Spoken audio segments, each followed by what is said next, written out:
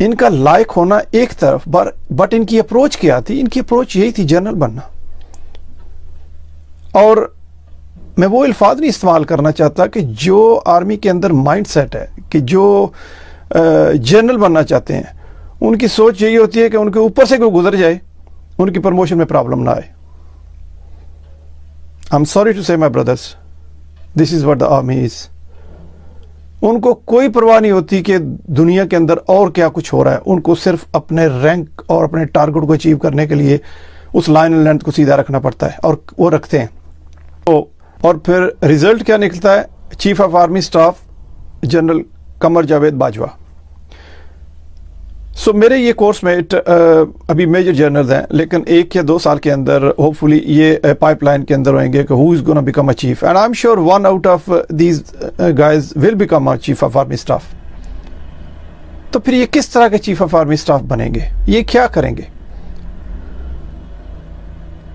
मेरे भाइयों और बहनों, मैं आपको समझाना ये चाह रहा हूं कि ये जो जनरल्स बनते हैं, ये अपनी 33 इयर्स लाइफ जो डोनेट करते हैं, ये उसको जाके कैश करते हैं एंड के ऊपर। ये गेम है कौन बनेगा करोड़पति। जब एंड के ऊपर कोई चीफ बनता है, इसके बारे में मैं व्लॉग डिफरेंट करूंगा कि ये चीफ ऑफ आर्मी सेलेक्ट कैसे किया जाता है, उसकी क्या कैरेक्टर ट्रेट्स होती हैं या उसकी रिक्वायरमेंट्स क्या होती हैं। ये मैं आपको eye opener kind of vlog में आपके लिए सेपरेट बनाऊंगा और आपको बताऊंगा।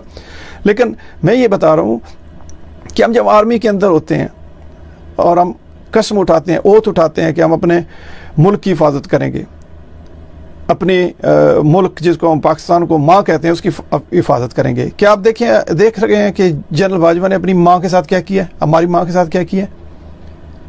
और फिर अनफॉर्चुनेटली, सॉरी माय ब्रदर्स, ये जो जनरल बनेंगे या इनसे बाद आने वाले बनेंगे, उनका भी लाइन लेंथ एक ही होती है। वो क्या मुल्क की खिदमत करेंगे? तो मेरा बात करने का मकसद ये है कि जो पाकिस्तान के अंदर ये 16 जमातें इकट्ठे होकर गवर्नमेंट कर रही हैं, मेरे भाई और बहनों, they are not gonna do anything for you. आप अवाम को उठना पड़ेगा। इन जमातों के अंदर कोई जान नहीं थी, they don't have any backbone. इनको एनर्जी दी आर्मी ने, और जब मैं आर्मी कहता हूं तो चीफ ऑफ आर्मी स्टाफ ने। The Bajwa has played a havoc with this country, with his motherland, with his mother and our Motherland.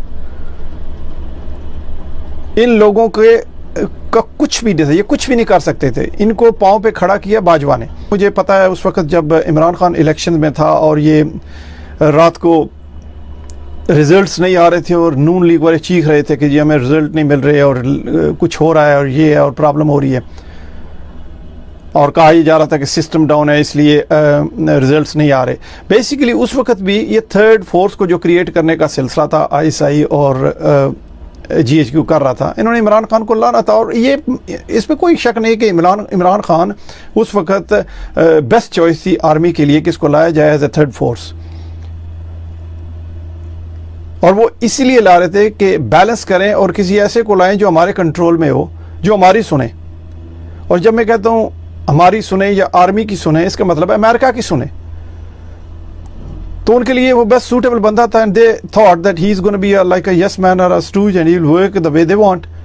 But Imran Khan sahab उल्टे हो गए, इन्होंने इनको समझा ही कुछ नहीं और ही wanted to go according to the book.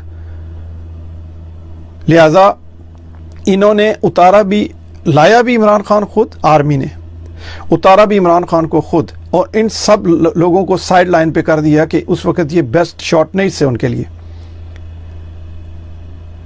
और अब इन सब चोरों को इकट्ठा करके फिर वापस लेके आ गए। यहाँ एक बात समझने की है मेरे सब बहन और भाइयों के लिए, मैं इसके अंदर डिटेल में बाद में भी बात करूंगा आपके साथ, लेकिन मैं ये कहना चाहता हूँ कि इस वक्त हम मीडिया को देखते हैं, लोगों को सुनते हैं, न्यूज़पेपर पढ़ते हैं, और हम ये एक ही चीज़ का हर कोई शोर कर रहा है, महंगाई हो गई है, आटा बढ़ गया, तेल बढ़ गया, चीनी बढ़ गई, एक्सेट्रा एक्सेट्रा। मेरे भाइयों और बहनों, आप सोच भी नहीं सकते कि आपके साथ क्या साजिश हो रही है।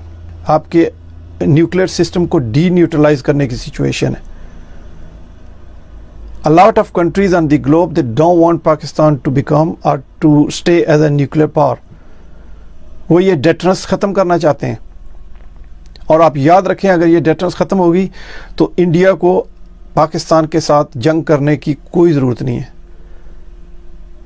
वो जूते मार के आपको पाकिस्तान से निकाल देगा और पाकिस्तान पे कब्जा कर लेगा। और ये होगा जो अगर हम इसी तरह जनरल्स के पीछे और आर्मी को देखते रहें। किस तरह की ये जमहूरियत है जिसके अंदर आर्मी इतनी इन्वॉल्व हुई है। मैं आप सबसे पूछता हूँ, और ये मैं अपने भाइयों से, ये जो जनरल्स बैठे हुए आर्मी के अंदर है, यार किस तरह के आप लोग हो।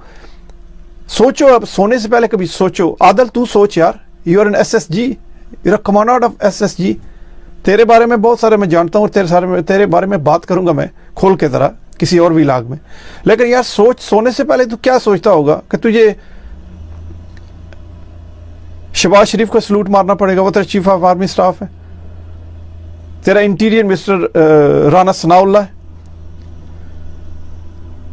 तेरा फॉरेन मिनिस्टर बिलावल है। कमान यार, कैसे तू सोता है, कैसे तुझे नींद आती है। किन लोगों को तुम सलूट मार रहे हो, किन लोगों को तुम ओबे कर रहे हो। अंदर हिलता नहीं यार। We are over 50s, we all are over 50s यार। मरना है, सच की जरूरत नहीं है। यहां अपनी कंट्रीब्यूशन करो। ये मुल्क हम सब का है। और मैं ये नहीं कहता जहां मैं हूं, जहां मैं बैठा हुआ हूं, मैं जो कुछ कर सकता हूं अपनी हैसियत के मुताबिक मैं वो कर रहा हूं पाकिस्तान के लिए, पाकिस्तान के लोगों के लिए। और मैंने बहुत कुछ किया है, मुझे इस पर फ़ख्र है। लेकिन मेरे भाइयों, आप जिन अपॉइंटमेंट्स के ऊपर बैठे हुए हो, आप बहुत क्लोजली चीज़ों को देख सकते हो और समझ सकते हो। जनरल तो तुम बन गए हो सारे, आगे क्या करना है। मरना भी है हमने यार। वो जूते मार के आपको पाकिस्तान से निकाल देगा और पाकिस्तान पे कब्जा कर लेगा। और ये होगा जो अगर हम इसी तरह जनरल्स के पीछे और आर्मी को देखते रहें। किस तरह की ये जमहूरियत है जिसके अंदर आर्मी इतनी इन्वॉल्व हुई है। मैं आप सबसे पूछता हूँ, और ये मैं अपने भाइयों से, ये जो जनरल्स बैठे हुए आर्मी के अंदर है, यार किस तरह के आप लोग हो। सोचो, अब सोने से पहले कभी सोचो। आदल तू सोच यार, you are an SSG, you are commander of SSG। तेरे बारे में बहुत सारे मैं जानता हूँ, तेरे बारे में बात करूंगा मैं खोल के तरह किसी और व्लॉग में। लेकिन यार सोच, सोने से पहले तू क्या सोचता होगा कि तुझे शहबाज शरीफ को सलूट मारना पड़ेगा, वो तेरा चीफ ऑफ आर्मी स्टाफ है। तेरा इंटीरियर मिनिस्टर राना सनाउल्लाह है। तेरा फॉरेन मिनिस्टर बिलावल है। कमान यार, कैसे तू सोता है, कैसे तुझे नींद आती है। किन लोगों को तुम सलूट मार रहे हो, किन लोगों को तुम ओबे कर रहे हो। अंदर हिलता नहीं यार। We are over 50s, we all are over 50s यार। मरना है, सच की जरूरत नहीं है। यहां अपनी कंट्रीब्यूशन करो। ये मुल्क हम सब का है। और मैं ये नहीं कहता जहां मैं हूं, जहां मैं बैठा हुआ हूं, मैं जो कुछ कर सकता हूं अपनी हैसियत के मुताबिक मैं वो कर रहा हूं पाकिस्तान के लिए, पाकिस्तान के लोगों के लिए। और मैंने बहुत कुछ किया है, मुझे इस पर फ़ख्र है। लेकिन मेरे भाइयों, आप जिन अपॉइंटमेंट्स के ऊपर बैठे हुए हो, आप बहुत क्लोजली चीज़ों को देख सकते हो और समझ सकते हो। जनरल तो तुम बन गए हो सारे, आगे क्या करना है। मरना भी है हमने यार।